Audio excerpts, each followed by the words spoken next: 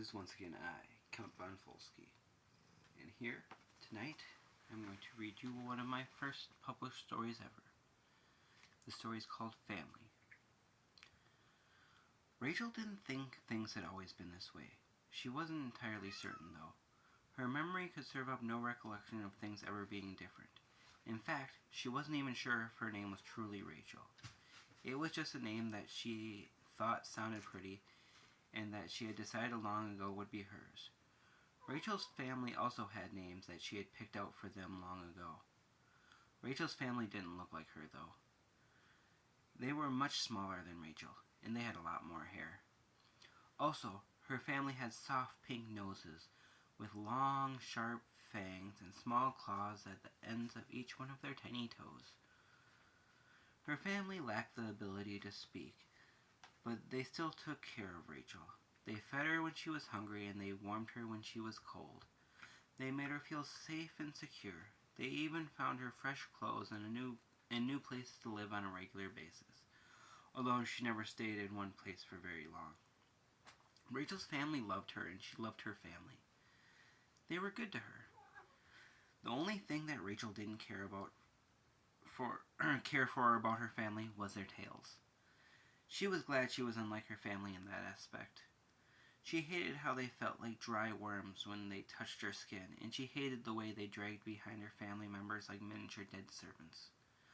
All in all, though, Rachel considered the tails to be a small price to pay for being blessed with such a loving family.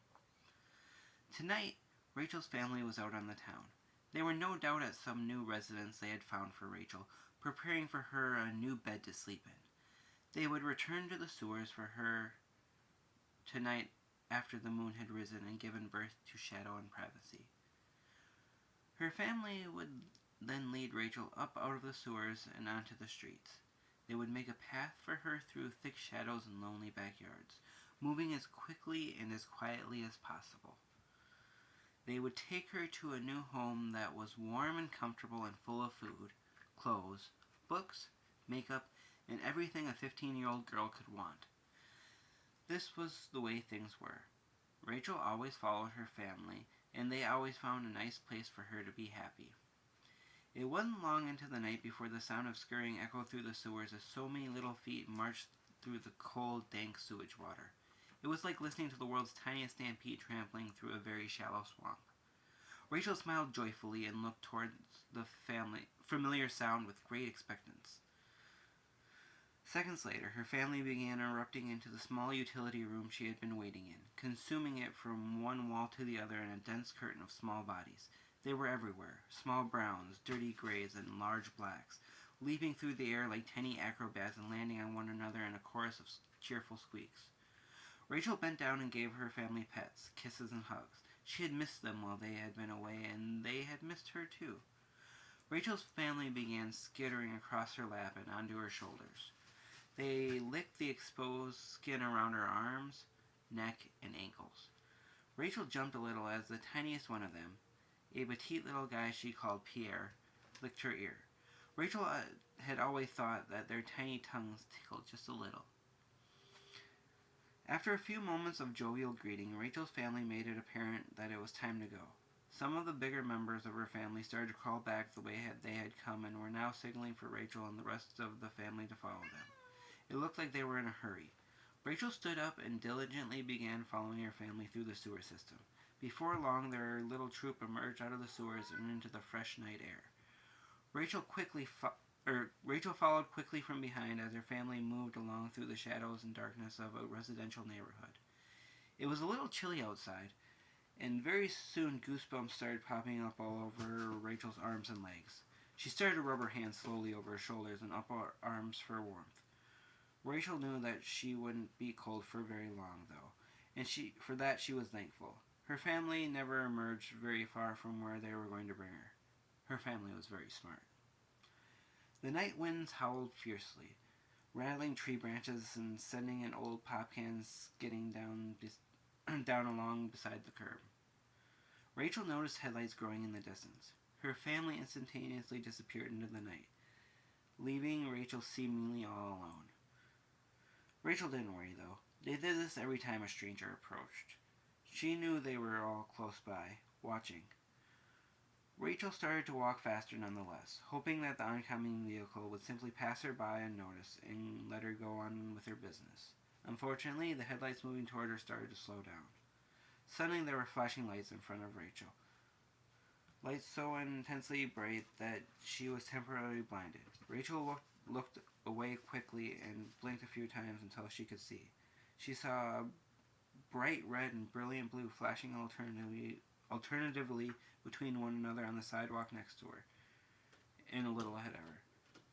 It was the police. Rachel remained calm. She had handled the police before and she knew exactly what to say. The police cruiser drove slightly past Rachel and then quickly turned around in the middle of the street and pulled up on the curb next to her. The officer then rolled down the passenger side window and leaned across the vehicle to speak to her. "Hey, pretty lady, what are you doing out so late?" the officer asked. Rachel smiled at being referred to as pretty lady. She knew that she was somewhere around 15 years old, and she had already started to realize that other people who weren't her family, thought her to be attractive. Rachel couldn't help that, though. She liked to be pretty, like the girls she saw on television and in magazines. Vanity was by far her worst vice. There were even times when she would spend hours upon hours in front of a mirror, making herself look beautiful, even though she had no one to look pretty for other than her family. Rachel didn't mind the lack of outside admirers, though. In fact, she really only wanted to be beautiful for herself, and would never even consider lifting a finger for the gawking fools out there who should consider themselves lucky for even getting to catch a glimpse of her. Fools like this cop. Still, the remark felt good. "Just getting some fresh air. I need to get away from things for a while," Rachel answered with a learned and well-practiced evasiveness. She slowly started walking again in the direction her family had been going. "You need a lift?" the officer asked, rolling his cruiser along on the street next to her. "No, I'm fine. I have a family looking out for me," Rachel said with growing impatience. She was wearing tight, extremely form-fitting jeans that her family had found for her at the last house she had stayed at, and a hot pink spaghetti-strap shirt. Rachel thought the clothes looked cute, but she wouldn't have dressed warmer if she had known it was going to be so cold, or that she was going to attract so much unwanted attention from this nuisance of a police officer. "It's awful late, and I don't see your family around," the officer commented. "Go away," Rachel said in a dead tone. "Come on, just get in the car. I'll take you home. It's warm in here," the officer said coaxingly.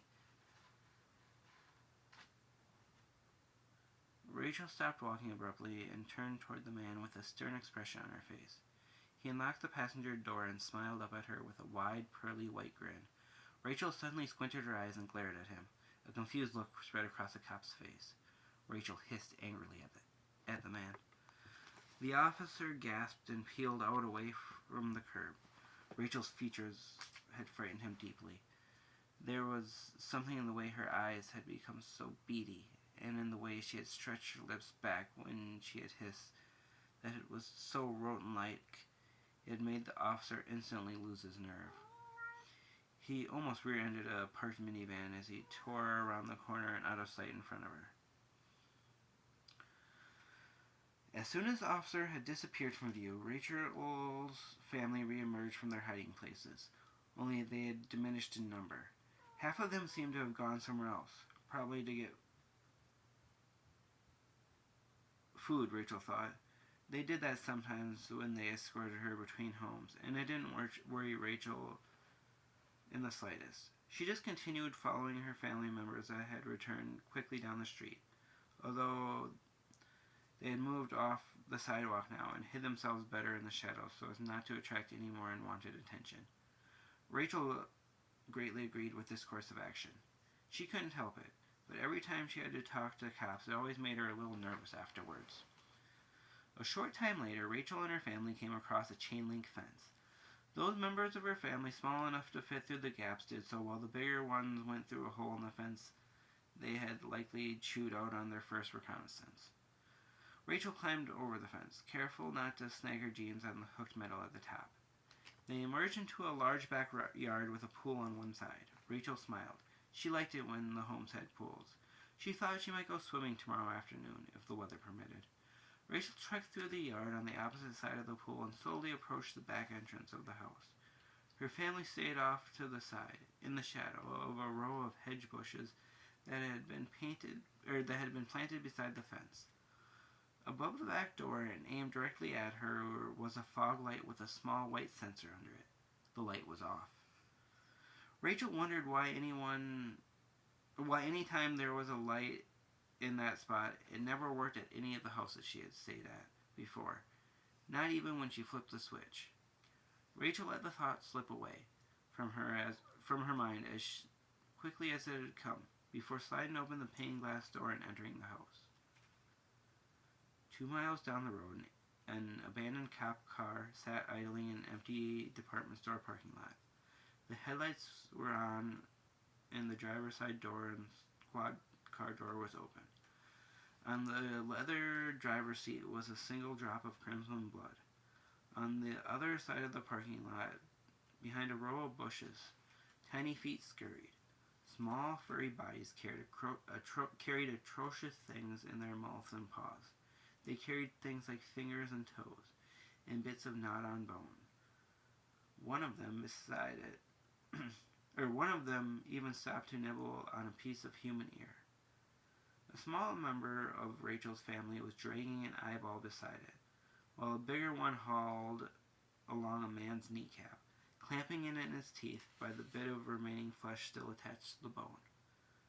Still, more followed behind this little macabre circus, and lapped up the blood trail and its bits that they left behind as they went.